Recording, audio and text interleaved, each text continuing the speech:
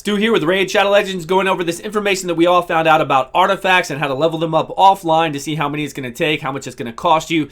Really not a lot going on there. I just think it's a big, wow, we can find out this information. But I've got some takes on it that are a little different than you might have seen on Salt's channel. I know Darth Micro is going to cover this in about 7 hours from now. He's got a thing to go live about it. And from what you've seen over here, what I've got beside me from Vodka 7-Up, the information. Appreciate that, Vodka. That's awesome that you did this on Reddit. And I just want to put above that, you see the 10 times summon image. So that 10 times summon image was data mined about 24 hours before the event was even going up. And I gave that image to all the content creators and they put it out on all their posts. Now, the only reason I'm saying that is because somebody out there can data mine that information. That's on client side. Client side is our side. Now, this information is obviously saved on our side. And the way it is, when an artifact drops for us, what it's doing is it's imprinting onto that artifact how many rolls it's going to take for us to get to the next level, right? For us to get to the next tier, 1, 2, 3, 16, all the way up there, it's already imprinted in on that artifact. So for me, I'm not going to waste my time doing this, because if it's an artifact that has a substat of speed and I want to hit that substat and see if I can hit that substat, obviously I'm not going to care how much coin it's going to take. I'm going to roll it up because it's a legendary piece that I want to try to roll to hit it, quad hit or whatever else. I'm going to try my luck. It doesn't matter the cost. I want to see what the substats are.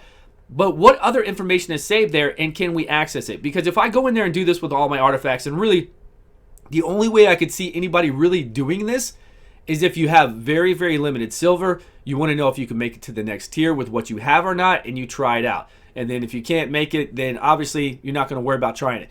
Or if you have 2 exact copies of the same exact artifact and you want to roll it just to see which one is cheaper to roll, but even then that's going to be really hard to do because you're only rolling up to the next tier and seeing how long it takes to do that. Because then you do have to, like when you hit from, let's say you go from 10 to 11 or 11 to 12, when you actually know that you're going to hit that 12, you still have to reconnect with the server. You have to reconnect with the server so the server will save that information and know that you hit 12. So there's no way around that. You can't go from 1 to 16, see how much it cost you, and then back out of the ordeal and then come back to it. But here's the real thing. Here's my real thought on it, is that if that information is imprinted right when we receive it, then what else is on there? What else is on there, and how can we grab it? Can the person who data mines this information, which isn't illegal, we're just getting information from our client side. We're not invading the server, doing anything weird. It's information that's on our phones, that is in our game here on our client side.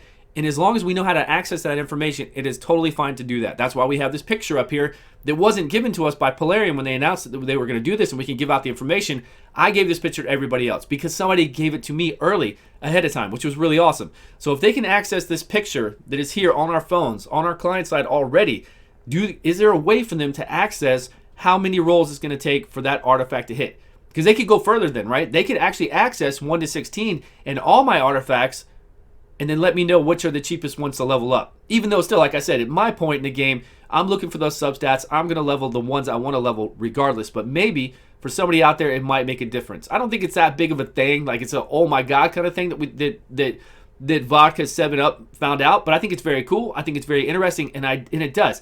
It makes me think that maybe the substats that it hits, the substats that it's going to hit, are predetermined as well. Of course, they're random. We're not saying it's not random. When you get that artifact, when it drops, it just imprints on that artifact how much it's going to take to get it up, right? To the next stage. How many hits is it going to take to get from 1 to 2, 2 to 3, 3 to 4, all the rest? It's already programmed in that artifact that we have, and the information is actually stored on our side. So it alleviates a lot of the stuff they need to worry about on their server side, so it probably helps them out a lot, right? It already does it right away. It gives you the artifact. Boom, all that information is saved on our side. Very little information, but still, it's on our side now. The server side never has to worry about it. It doesn't have to interact that much with them. It just knows that when we do hit that mark, it then does interact and say, okay, when that artifact populates back again on our new game or another game that we log in with, yes, it's updated, it's saved on their server side then.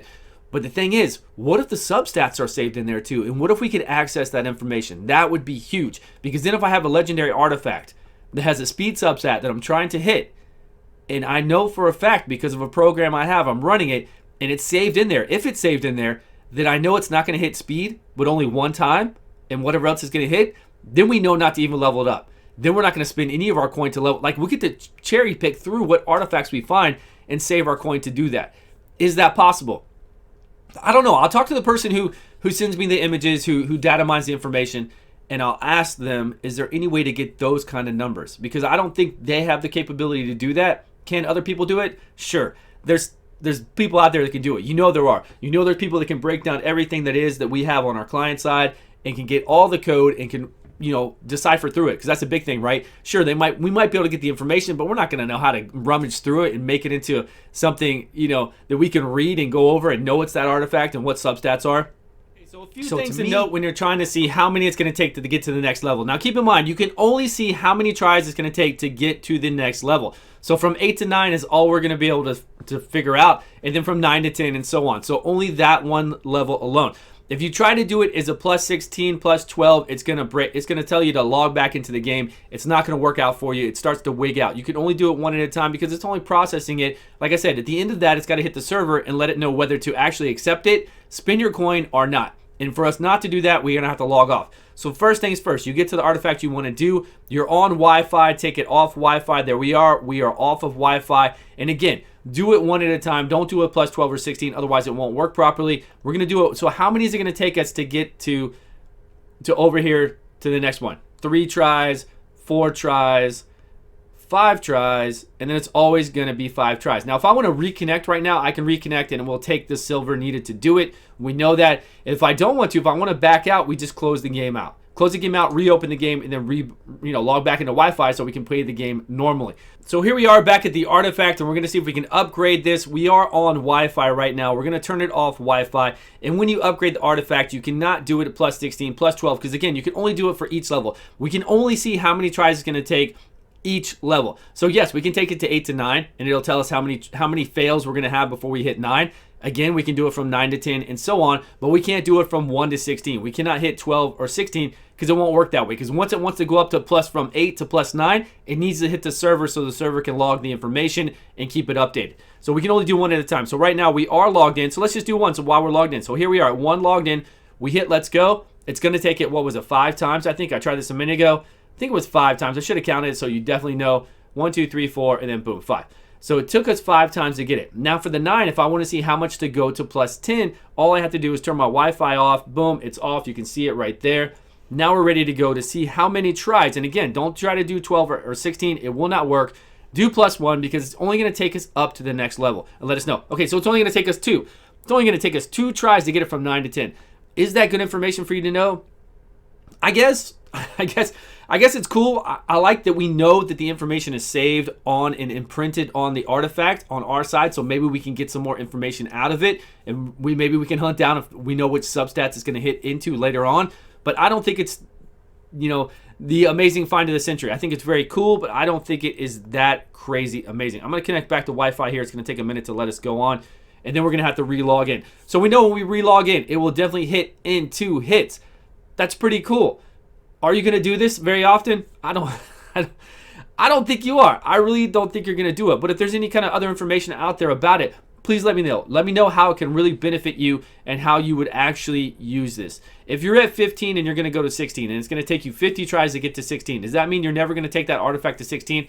Maybe that could help you out. Maybe that could be the one to let you know, hey, for this artifact enhancing event, I am not going to take this from 15 to 16 because it's a crazy amount. Or I'm going to take this one that gives me plus, 2 tries to do it. Again, a lot of, on your phone, it's going to probably be easier. You just click, Wi-Fi off or internet off, whatever you want. PC seems like it's just as easy too. We're back in the game. We're on Wi-Fi. We are connected. It's going to take us 2 tries to do that artifact. Let's go over to it.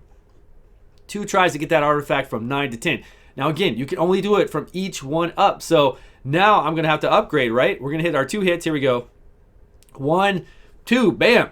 So it's imprinted there. We know it. But now to get from 10 to 11, we're going to have to turn the Wi-Fi off again, see how many times it takes.